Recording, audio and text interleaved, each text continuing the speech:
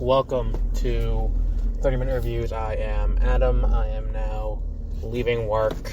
I want to talk about today's big story of the day. In this case, that being the potential sale of the CW to Nexstar. A few people did email in topics of conversation, most of which are related to the Book of Boba Fett, which I did this morning on Beware of Spoilers, which if you go to Beware of Spoilers feed, you can listen there and you can hear my thoughts on this dirge of a fucking TV show. But today we're going to talk about the CW and why some of the statements stated have been misleading, to say the least. Now, here's the thing about the CW. The way the CW works is a shade complex compared to other networks. Because, it is entirely about, outside deals for distribution beyond just beyond just what happens on the network itself. Which is why, anytime someone would show ratings for a TV show to indicate that it is failing, it was at best in bad faith, at worst they're just stupid, because the CW didn't operate in a way where it was designed to make money on first run viewing. And the thing is, it's when you look at the demographic breakdown of who views what, it is predominantly men will view on first run viewing. If you look at live, which is L, if you look at L plus 3, L plus 7, where it would increase and it would not include streams on the website or streams on Netflix or anything like that, it would just be, whatever the live viewing numbers are. It is kind of bizarre that, look, it's not bizarre, it is designed to fit a narrative, to be sure, but the fact that, it is being reported as fact and reported as, oh, look at this, it's you're hiding statistics to make yourself look better. And, here's the thing, if we look at, the broadly how the CW works, it's, a lot of their shows, I would say all of their shows, if I remember correctly, it's not just Arrowverse shows, it is every show on the network, Vampire Diaries, Supernatural, iZombie, I think iZombie's not anymore, but Legacy, Riverdale, all of that, had extremely lucrative deals to go to Netflix and be Netflix shows. And then what would happen is, Netflix would pay, would back up the money truck to Turner and to Viacom. I don't know who it is that owns the network, but they would back up the money truck to whoever owns the CW. I want to say it's Turner, but they would back the money truck up and they'd be like, hi, we are here to pay you a lot of money because we know this will get people to watch our streaming service. Then Netflix started to get into more original content and less into licensing existing content, which makes sense because you want to outright own what you're making, and you don't want to sit there and be like, oh, we are dependent on other companies to give us licensing deals, when in the long run it's cheaper for us to make our own content. Now, if we look at what's going on with that, it is leading to a situation where it's Superman and Lois, after they go to the CW and then onto the CW app, at the end of the season, where traditionally both of these shows would go to Netflix for wide viewership, both of them ended up going to HBO Max. And the reason for that is they don't need to use Netflix to distribute their stuff anymore. And what ends up happening is now you don't need to have Netflix as a distribution arm. You can distribute on your own. And then the question becomes, well, why are we paying for a broadcast network to distribute this? What's the point of the broadcast network in the grand scheme of things? If we can just distribute digitally over the internet through HBO Max, keep the budget just as high, and that's really all we care about anyway at this point. Whereas, the money from advertising from that is nice, but I don't think that the advertising money was necessarily keeping these shows afloat, especially when you take into consideration that, the best show on the network, in terms of ratings, if you go 30 days out, 7 days out, it was always The Flash, and The Flash would cap out at 2 million, which is, tremendous for a cable show, but it is a basic cable. It's basic cable, not premium cable.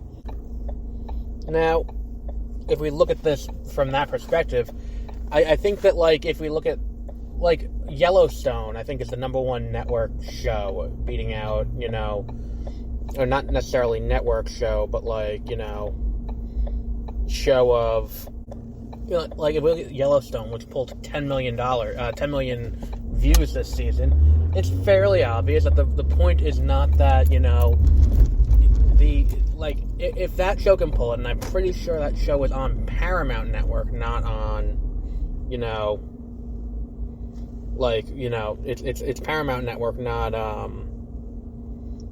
what's it called? Not a major network, and it's pulling 10 million. It kind of is this weird disconnect, almost, where if that's pulling that, and it's only pulling one, and they're selling ads on it, it's not quite worth it, almost. Because think about all the other added fees that are going into this, when you can just keep the Berlanti deal in place. That's through 2024, where Berlanti has his development deal with Warner Media, as does, you know, J.J. Abrams, as does Melissa Benoist, and, you know, all these other people who are, you know, fixtures in the entertainment industry. They all have this, you know, these development deals. And why are they going to go to the network and be like, hey, we're going to do this on the CW, where, you know, we have to worry about selling, like, someone needs to be paid to broker ad deals. You need to pay lawyers, you need to pay, you know, marketing people, you got to pay, there's a lot of things that need to go into it. Whereas if you do, it's a redundancy that's unnecessary, and then what happens is, without the lucrative deal being paid from, say, what's the company, Netflix, or, you know, Hulu, or whatever other streamer is out there that would pay for, you know, the sloppy seconds of the show. Without that, it's not really worth it. When they can do, you know, the numbers there, especially considering with the CW, unlike any other network, there is no other network you can do this with. You can't go and watch it the next day on streaming for free without having to have a subscription to something else.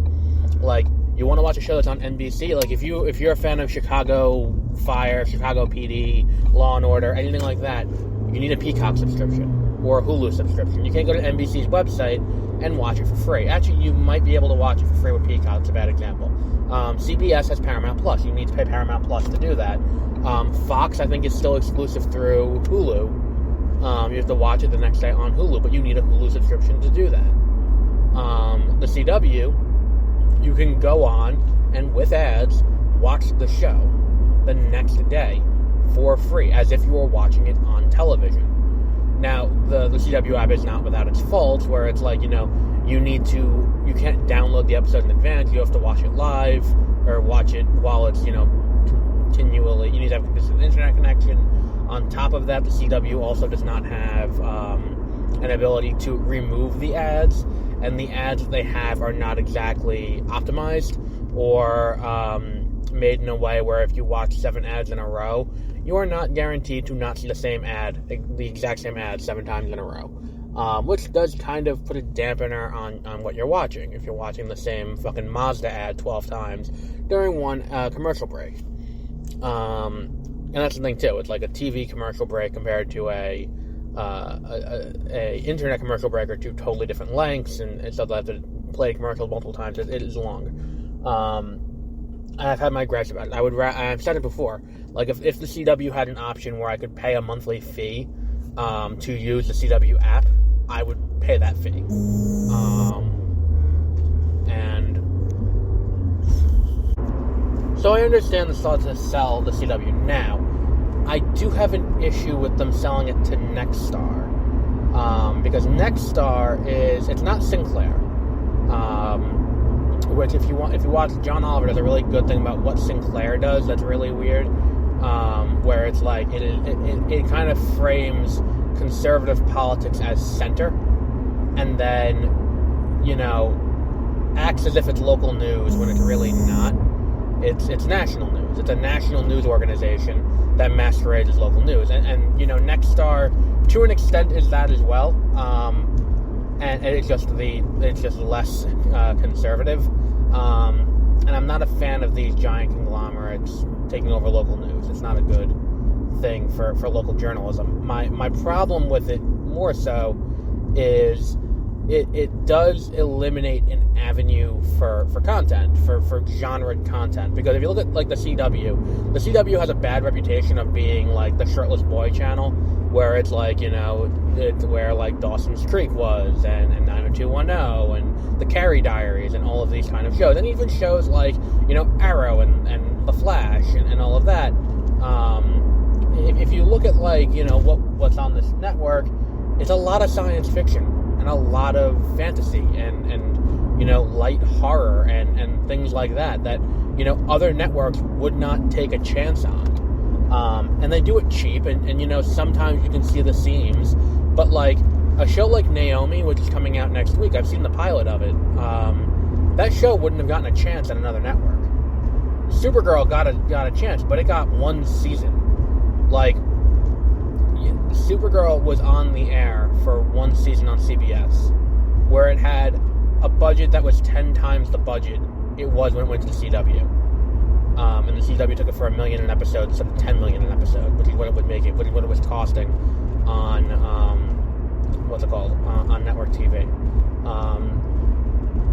And I feel like the point of this is, it's like, this is a big loss. If they do what I suspect, and I use New York as a frame of reference, but My 9 is UPN, I believe, formerly UPN, but it doesn't have original content anymore. They don't make new shows for UPN. They syndicate, as does New York 55, which is, I don't think it's affiliated with any other network, but it's a local access channel that, rather than creating new content, you know, pays licensing fees to bring in content from outside. Same thing with local PBS affiliates. And local PBS affiliates are not using the chance they have to elevate local talent. And I think that, like, you know, if you look at, like, you know, we have I don't know what the 13 call sign is, but I know WLIW, Channel 21, because, you know, when I was a kid, that's where I watched Sesame Street. And that was, you know, it was always WLIW, Channel 21, was how it always signed up, and that, you know, made contributions from viewers like you. Thank you. And the thing is, it's like, you know, if we look at, like, what this is, I mean, I've said this before, I feel like, where this is not going to be something new, but, like, I don't think PBS should be licensing out, you know, outside television. I think that's, you know, if we want to talk about what, you know, the problem with PBS is, it's like, if PBS wants to create content, I think PBS should, you know, get funding from the government. If we're going to use government funding, don't use government funding to pay for Downton Abbey and stuff like that. Like, I mean, I know, like, my grandmother's going to hate that, but, you know, she always loves her British TV. But I don't think that it's good for PBS to be paying, you know, for that to go outside of what's going on. And I sound really, really, really dumb right now, I feel like. But, like, as I'm saying it, the words are leaving a bad taste in my mouth. But I really feel like it's one of those things where you have this opportunity to elevate and create a platform for a local talent to, you know, be able to look and be like, hey, look, I had a show on television. And you can be selective. But come on, like, why is this so, you know, hard? And it probably is, you know, cheaper. I don't even think it would be cheaper to license out BBC programming or other programming. I mean, obviously it's going to be cheaper to license out episodes of The Big Bang Theory to show in syndication on Channel 11 than it will be to, you know, create new episodes of, you know, TV. And I think that that's really what this is. And I think that that's one of the other things that people are, you know, aren't quite understanding about this is the CW is really only the primetime slots. And not even all the primetime slots. I mean, like, the 5 o'clock slot, like, when we talk about primetime, we're talking 8 to 10. And I think that Channel 11's news is at 10, if I remember correctly. And, like, look, I know that I'm, you know, that's the thing, is, like, when you watch it in the morning and they're showing Maury and they're showing, you know, Jerry Springer and all of that, that's not the CW. That is, you know, whatever your local affiliate is, probably owned by Nexstar. I think they own like 75 to 80% of the stations in the country. When you see the paid programming and you see the, you know, all of that stuff, you're not looking at, you know, you're not watching CW. You're watching in New York, in the tri-state area, it's WPIX, or Pix 11.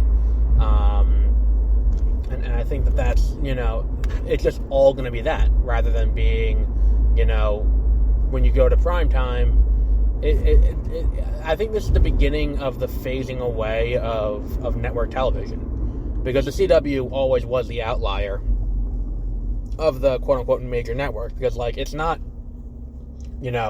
Fox or CBS or ABC or NBC, but, I think that this is the first one to go.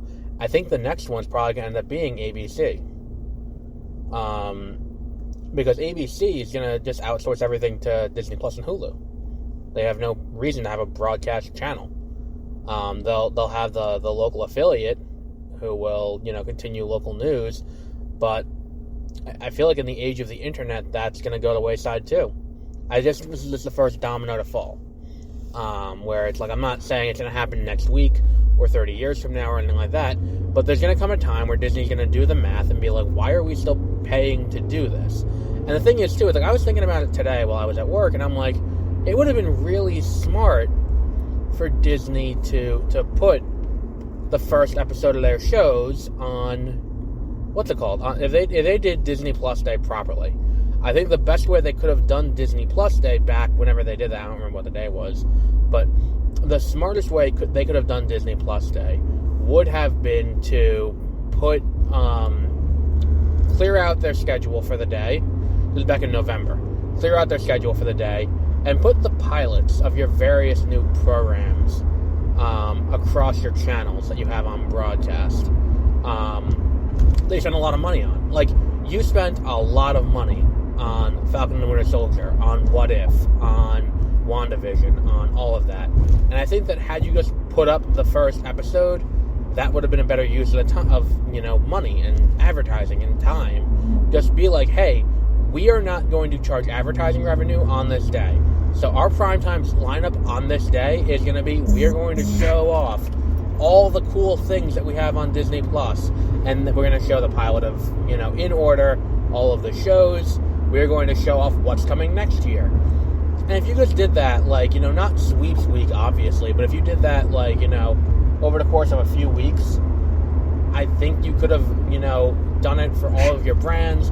You could have even outsourced some of it and done some of it on, on Disney Channel. Because that's the thing. It's if you're concerned, if you want people to know about your stuff and join up, that's the way you do it. You show the first episode of The Mandalorian. You show the first episode of Book of Boba Fett. And the thing is, too, if they showed the first episode of Book of Boba Fett, maybe people would have watched the show, and maybe I would have known not to watch the show. But there were options available to make, to kind of try and draw people in using network. But I guess they don't see the value in the network. And it's ABC has, the Goldbergs and the Connors and, Blackish is ending this year and all of these other shows, but I feel like they need to, we're getting away from the CW here, but I think the CW ending is just the first of the networks to be why are we going to bother doing this? I think that there's a chance it goes full circle, and we're just going to license content from streamers. And it's we're just going to show what's on our streamer, we're going to show it 12 months later. It's you don't want to pay, you can watch it on your basic cable. And I think that, the other networks kind of will need to stay the way they are because of contract with live events. I think that iHeartRadio had its stuff on CW, but I think that that's the only thing that they had. Everything else was, what's it called? Everything else was, licensed, was, what's it called? Everything else was kind of, programming. And I think that one of the things that really hurt the CW was, I think the pandemic really did hurt them. Because last year they couldn't produce new content. And that would make sense to me if they're trying to sell it off to Nexstar. But yeah, I mean, if you look at, I know that NBC has Sunday Night Football and it's in the rotation for the Super Bowl, and, Fox has the World Series, and, CBS has the Masters, but they also have Sunday Football for the AFC, and Fox has the NFC, and I want to say there is some sport. I want to say ABC might have basketball. Well, that makes sense. They do basketball at the Wide World of Sports in Disney. It would make sense to me if ABC had basketball. I think that's the case.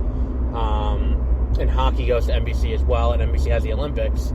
But I don't think, and NBC's full slate of channels, which is weird to me that they decided to cancel NBC Sportsnet before the Olympics.